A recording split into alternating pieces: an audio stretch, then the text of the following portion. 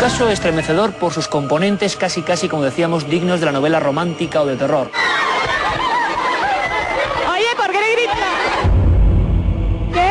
¿Por qué gritas? Porque viene Take That. Pero seguro que van a salir por aquí. ¿Eh? Sí, seguramente.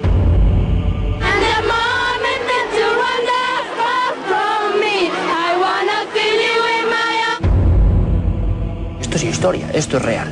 Cada uno que opine lo que quiera. ¿Qué prenda íntima seríais capaces de darle a Take That? Mi braga. Corriendo a hacerme enseñando el culo. Si os dieran un beso, ¿qué pasaría? Se me caerían las bragas. Pero hay más. Están diciendo que vienen por arriba. Que vienen por abajo. Que ya se han ido. Se van. Si se han ido, que nos lo digan. A mí me da igual, yo me voy, pero... Están diciendo que se han ido.